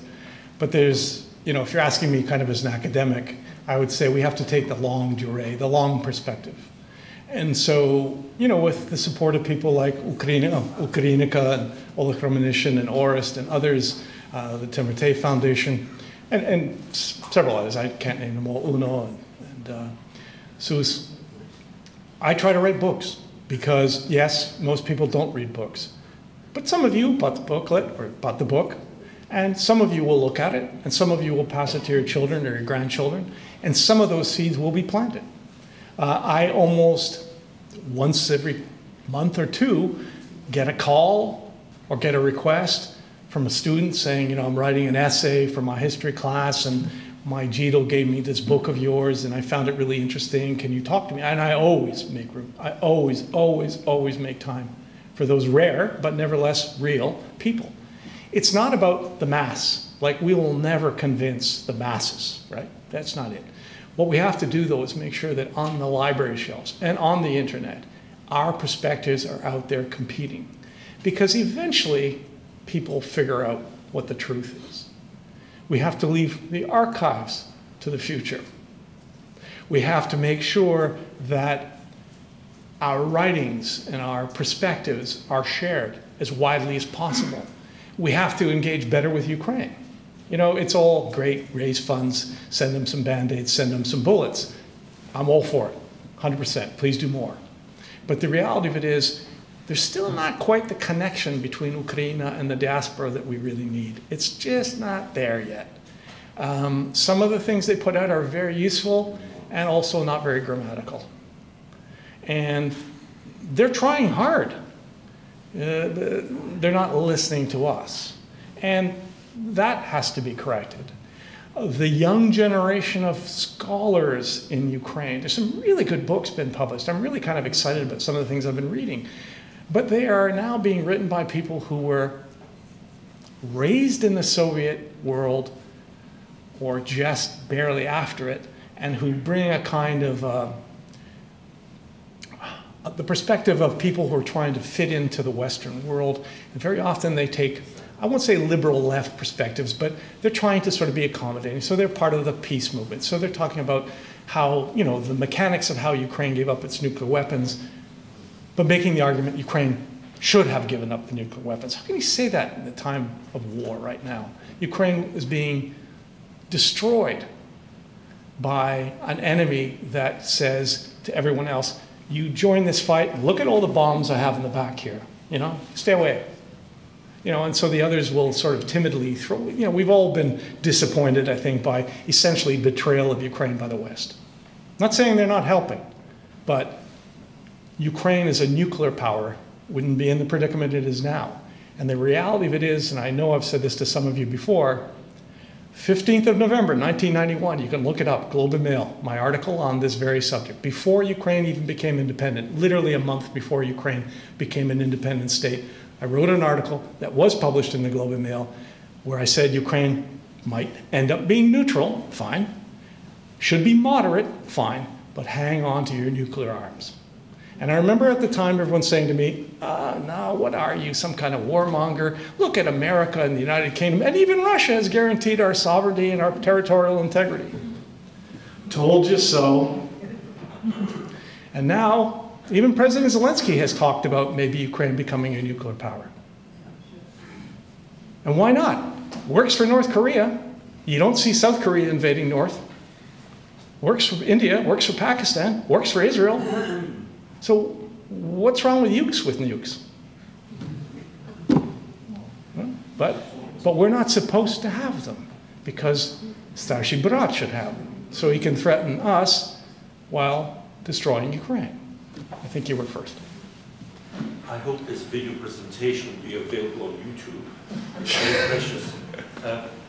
Two questions. Monetize it, please. Two questions. First of all, you seem very dynamic and full of energy, and I was wondering whether your retirement was forced because of your involvement in the Disinformation Commission. And my second question is that why has no Ukrainian government, like Zelensky, defended the Division? Okay. No, my retirement was not forced from the Royal Military College of Canada. I voluntarily retired after 35 years of service because, among others, my daughter, my beloved daughter, who's a professor of history at Dalhousie now, said, Tato, guys like you holding all the good jobs. Get out. And between my daughter and Lasha Kichi, I'm a chicken. So I retreated from my position. And you know, there's truth in that. I love teaching. Thank you for your comment. But you can't stay there forever. I've seen too many professors that, you know, stay past due date. And I didn't want to be one of those. And there are things I still wanted to do, including one thing that I think I've mentioned, but I'll mention it again. Ever since I went to graduate school, I kept a diary. It's about 145 volumes now. I write it in every day. I'll be writing in it tomorrow morning about this. My reflections, my thoughts, and so on. And about a year or two ago, I got the idea that I would go through my diaries and excerpt all the things that have to do with Ukrainian-Canadian topics. And I'm in 1991 now. That's how far I've gotten. Wow, I did a lot of neat stuff. And there's a lot of things that I wish I could somehow find some whiteout and get rid of that. I also know how it ends up, you know? So that's kind of a neat thing to look back at what you were thinking and feeling and hoping and what you were doing. And it's a fascinating look at this person's life. A bit egotistical, I suppose, except that it's going to expose all the stories about the background to Duchenne and what was happening and who was thinking what. Not everyone's going to be happy with me. I'm actually hoping it be published posthumously, because if it's published while I'm alive, it will be published, and then I will be posthumous. Some people won't like what I wrote, but I was blunt. And frankly, there's parts of it that embarrass me and make me feel bad about myself and about who I was. But I'm not the same person anymore. So that's that. And the government of Ukraine and the Divizia, well, very simply, this is still a contentious issue in Ukraine, and that's fine. I think the history of the Divizia, in my understanding of it, gives me no reason to think that they were guilty of crimes against humanity or war crimes. There were Ukrainians who did collaborate with the Germans. There were Ukrainians who were described as members of Galician police units who wore similar insignia to the Divizia. And some of those men may have joined the Divizia in the final weeks of the war and found refuge in the West. But that's not the Divizia. That's people who came into the Divizia in those final chaotic weeks of the war and may have escaped criminal justice as a result. If those people were identified and evidence was produced about them, either by the Polish government or by the Soviet/Russian government, the Hungarian government, whoever, well, then bring them to justice. Let's weigh the evidence. But I suspect none of them are alive. Notions about let's denaturalize and deport Hunka to Poland or to the Russian Federation are nonsense, because Canada doesn't have extradition treaties with Poland or the Russian Federation. So Hunka's not going anywhere. But again, that was just part of the propaganda of it. And as for the Galicia division, look, President Zelensky's of Jewish heritage. I don't think he's a particularly religious person, but he is of that heritage. He had family members who fought in the ranks of the Red Army. He should be proud of them. And, you know, this is the kind of thing that I don't think any politician is going to wade into and say, well, you know, yeah, they were okay. Look at the controversy about Bandera and Shukevich. You know, heroes of Ukraine one day, not heroes the next day. Because that's politics.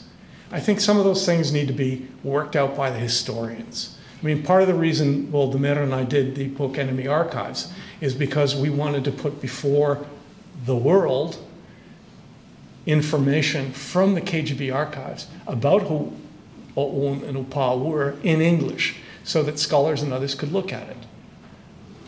You know, again, it's looking back when I was a young man, I thought everything could be done tomorrow.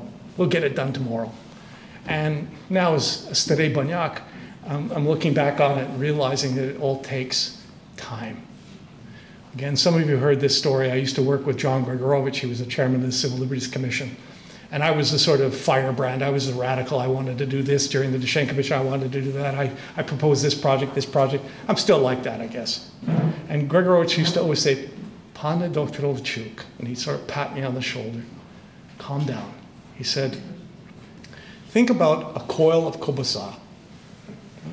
He said, you want to take it, put it all in your mouth, and you will choke. He says, take a nożyk, cut off a piece, eat it, cut off a piece, eat it, cut off a piece, eat it, cut off, and you'll eat the whole thing. But it's slow, it's incremental, it's gradual. I'm still having a hard time learning that lesson, but I'm trying. I am learning. So I believe there's a question there, sir. Kremlin propaganda for the purpose of smearing the legacy of Bandera and the UPA, I apologize if this is too hot for YouTube, will often make the claim that there was a massacre of Poles in Berlin. Is there any like shreds of proof in that, or what's your Well, no, it's a controversial issue, and it's an issue that's being raised between Poland and Ukraine right now, as you know. The Volyn massacre, or the Volyn genocide, as some people have called it, in 1943, clearly was a very controversial episode in Ukrainian or East European historiography, and there are different interpretations of it. From some perspectives, this was the indigenous population rising up against a settler colonial regime. You know, if you use that kind of phrasing, well, then these people were simply fighting to get these colonists out of their territories. If you look at it from the Polish perspective, innocent Poles were killed in a kind of a jacquerie, in kind of a violent peasant uprising. The truth of it is, and if you look in enemy archives, we actually have published documents. Ukrainians did kill Poles, and probably killed innocent Poles, if you consider them innocent living in Volyn at that time. Poles killed Ukrainians in Volyn at that time. We killed more of them than they killed of us. This is also true. But it wasn't, they're the victims, and we're the perpetrators, and they're all innocent, and we're all guilty. It was pretty mixed. And because Ukrainians were the larger population, better organized in their backyard, they were more effective, in that horrible way of putting it, than the Poles were. And so they slaughtered more Poles. Was this justifiable? Was this a good thing? Well, let the historians debate it. But it's also interesting to notice, and we have those documents in the book, after a while, the Poles and the Ukrainians in the underground realized that the real enemy were the Soviets and began to collaborate together to fight the Soviets. But it was too late. So this is a tragedy. Poland has been one of Ukraine's great friends and allies in these terribly trying times, has given refuge to tens of thousands of Ukrainians who fled to Poland to seek temporary asylum because of the war. My own supervisor, Leszek Kuczynski, who literally died a month or so ago, gave his apartment in Warsaw to Ukrainian refugees and was a very good supervisor to me, I might add. So Ukrainians and Poles, you know, need to discuss this issue, are discussing this issue, will have different opinions on this issue, need perhaps to do the forensic kind of archaeological research into the mass graves and so on. But let's do it fairly. Let's do it and come to some conclusions. I don't think there's anything to fear in that. Again, I started, the truth will set you free. Right? No one needs to be afraid of the truth. It was a war. Wiatrowicz calls it a civil war. I'm not sure I would use that phrase, but it was certainly a brutal conflict between two peoples vying over a specific territory. And, you know, as often happens in war, one side won, but not the kind of win that perhaps any of us should be heralding as something we're proud of. I don't think we are.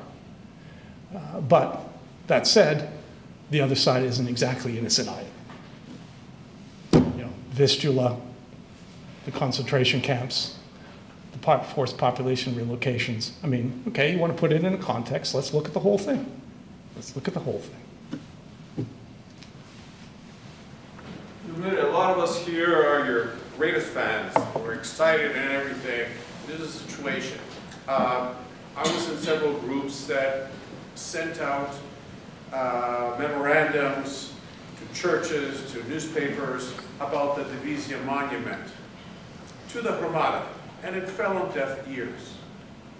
And you mentioned about erasing the tombstones and Divizia. There's also indications that I've read about the UPA monument. That's also supposed to be destroyed. Many people perhaps don't know that perhaps almost a decade ago, documents were released that NKVD created battalions of UPA people, and they took some Ukrainians at gunpoint, said, we have your families, go with us or we'll shoot your families, and they attacked Poles and so forth.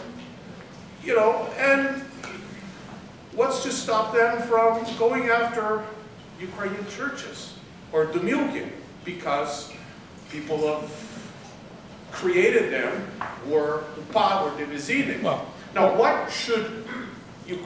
I'm going to quote the Bible very quickly. I'll stop my question. This is like the sower. We're sowing. You're sowing the seeds, and we're listening to you. And yet, the thorns. After we go home, or we got to pay our bills, we're not going to do anything. What should we do? Normal Ukrainians or Canadians? well, first of all, yes, the attacks on us are going to get worse. It's the tip of the iceberg. The attacks are going to get worse as Russia continues to fail.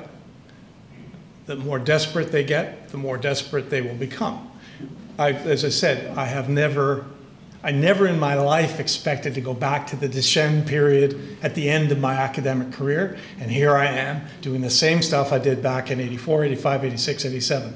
I thought it was more or less over with some incidents in between, and now it's worse than it was, and few of the people who were involved at the time are still alive or able to do things, and our resources are stretched because we're trying to help Ukraine, which is, as I said already, the priority. And so what do we have? We have a few of us standing up. We have people trying to rally people, but most of us, as you've pointed out, are doing, are overwhelmed with stuff. What can I tell you to do? I guess the best thing I can tell you is support things like Ukrainica Research, support the Shevchenko Foundation, support those foundations that provide money to researchers like me. I mean, the Galicia Division booklet, very simple to read, very easy to read, right? Question and answer format. Do you know how long it took me to raise I won't give you the exact amount, but a few $1,000s to get that printed and distributed? Weeks of effort, weeks. I'm not kidding, weeks of effort. So I have to raise the funds, write the thing, overlook the printing, and then get it distributed. That's a lot of time spent that I could be doing better things with my time. I could be articulating our positions. I could be pushing harder with the media and so on. I can't do it all. And there are very few people doing it. Why do I do it? Well, because, as I say, I grew up in a community where the mandate I was given by my father, by my mother, as DPs, my mother is slave laborer, my tato Banderevich, as I think many of you know. People I grew up with, survivors of the Holodomor, survivors of Dachau, veterans of UPA, veterans of Divisia. I grew up in a very small community where we all worked together because it was such a tiny community. Didn't matter whether you're a Pravoslavna Catholic, whether you were a Banderevich or a Melnikevich, whether you've been in UPA or you're a slave laborer, we all worked together. So when I left Kingston, I thought all Ukrainians just love each other and work together. Thanks. My first of many disillusionments. But now we have to, because again, this isn't about you so much as your children and your grandchildren now. Right? It's what we leave to them. And so the best thing you can do, really, is, Oleg Romanishin is sitting down there, and he's been bugging me for a year now to do another enemy archives using German documents, and we've been trying to put them together. But these are massive projects. Enemy archives took 10 years. 10 years. It was the worst project of my life. It sat there every day looking at me going, finish me, finish me, finish me. And I said, you're finishing me, you're finishing me, you're finishing me. And finally I broke down and got it done. But to get that kind of a project done, it takes tens of thousands of dollars. It does. Because it has to be printed, it has to be distributed, you have to have editors, you have to have copy editors, you have to have all that stuff, right? It's a big project. Booklets like the Galicia Division are small, but again, you can't get anything printed unless you have the money. So as much as Orest or Oleg or others in this room have tried to help, there's only limited resources. And when I keep coming back and going, no, proszę się dajte parę centów, it's humiliating. It's humiliating. And then there are the foundations that we have in our community that won't give you anything for this kind of stuff because they're too busy doing, Pirahé and Pisanke and Pivo on the prairies, right? All that cultural stuff, which has its place, but maybe not just right now. Proszę, Tom. Yeah. Last question. There's two there, so I'll take the two questions. Okay. I just have a question, I guess, relating to your research. What really intrigued me was the documents, that you have the KGB documents. How did you get access to them?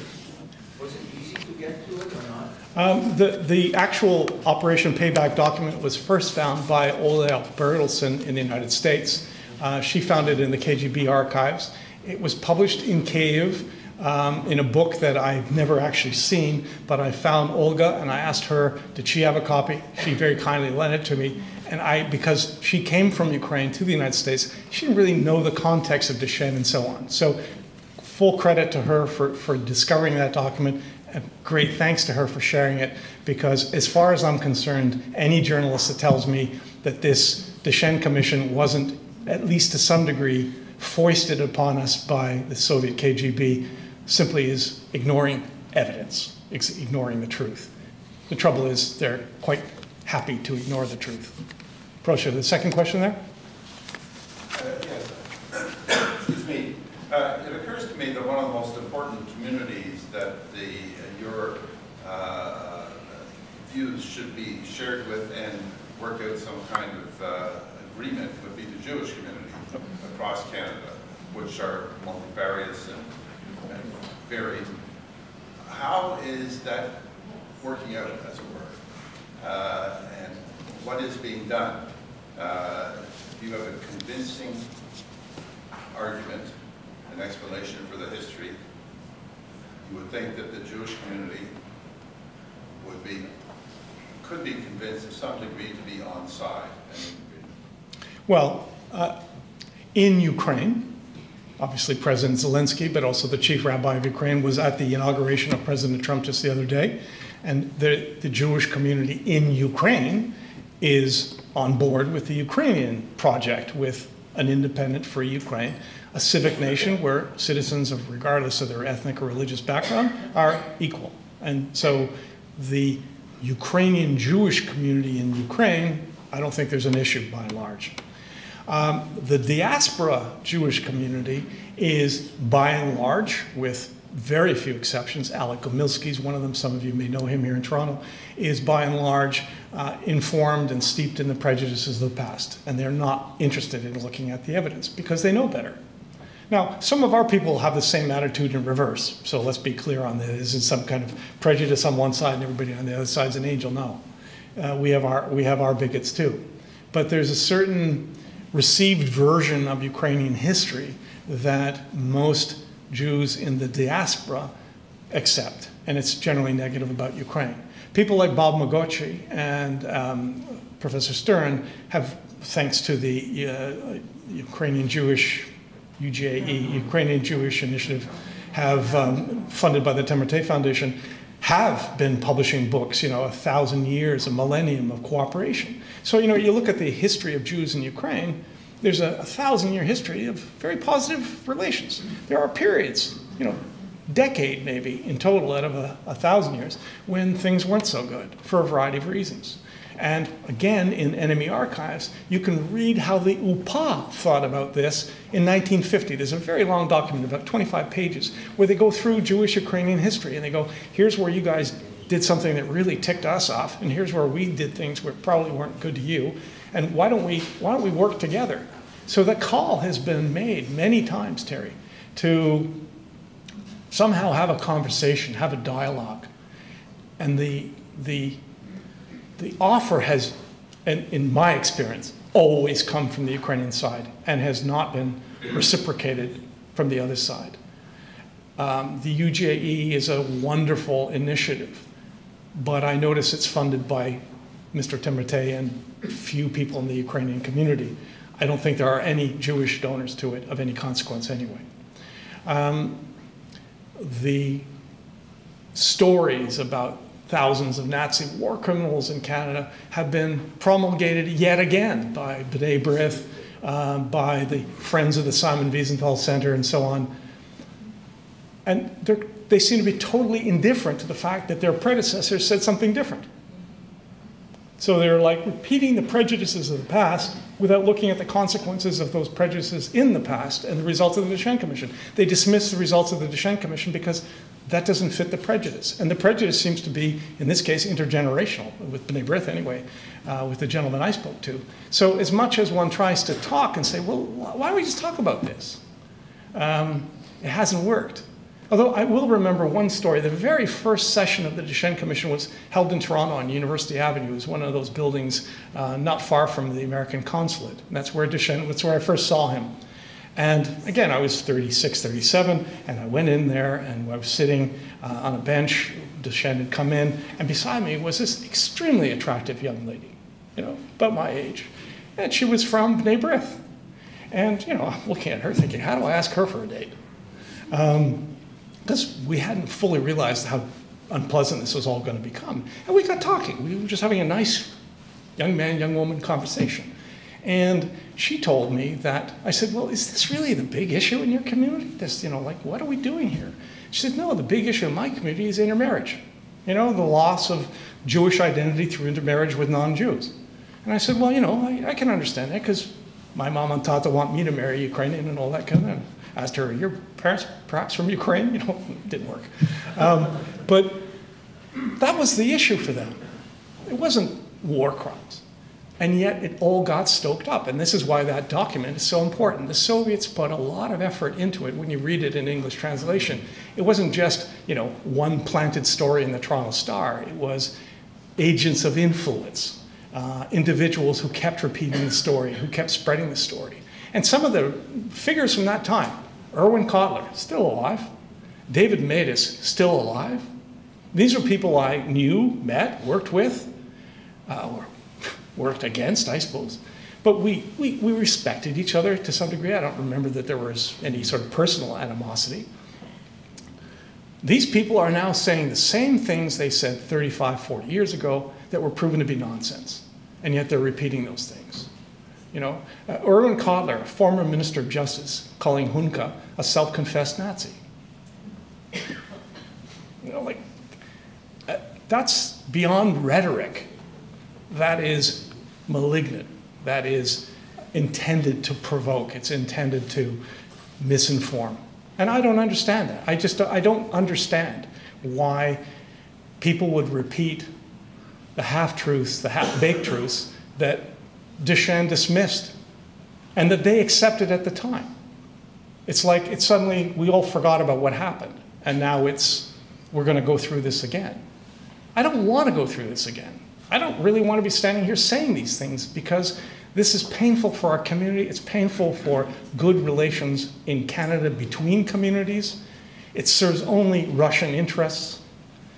It degrades our community. It diverts our community. It takes resources away from the important things, our culture, our faith, community development, aid to Ukraine, aid to the Ukrainian refugees, all of these things. This is all a diversion. And the only beneficiaries, who benefits from this? The Russians. The Russians. Oreste.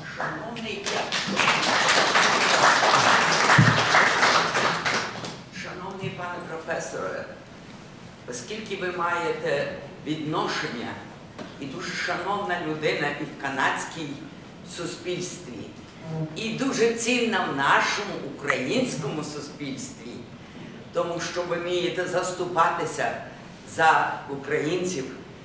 Але в мене є таке запитання. Чи знаєте ви, яка кількість героїв канадського громадянства загинули вже в тій русько-українській війні? Чи знаєте ви приблизно? Бо вони йдуть як невідомі солдати, а це дуже боляче, тому що ці люди, направду, герої. The question is, do I know how many Ukrainian Canadians have volunteered to go serve in Ukraine in defense of Ukraine against the Russian war of aggression? And the answer is no, I do not. But there are people in this room who might be able to answer that, and I'll let them do that after the presentation. Okay. Дуже вам дякую ще раз.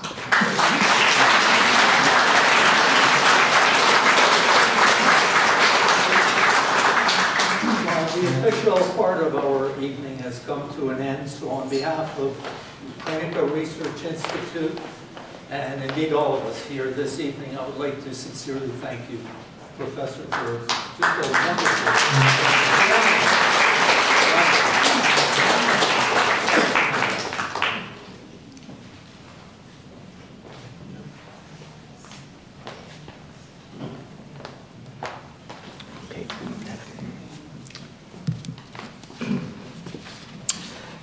On behalf of the Clinical Research Institute and the League of Ukrainian Canadians, we would like to present you with a precious little album created by an artist specializing in foreign affairs, George Butler. The title of the album is Ukraine, Remember Also Me, Testimonies from the War. Remember Also Me is also an appeal by Taras Shevchenko in his appeal to the Ukrainian people from his testament. Remember Also Me. So, our dedication on this little precious album for you reads, Dear Lubomyr, Ukraine will definitely remember you for your valued contribution to knowledge about Ukraine and Ukrainians. Godspeed on your retirement and a new busy chapter in your life. So, very funny. I've actually said all of this.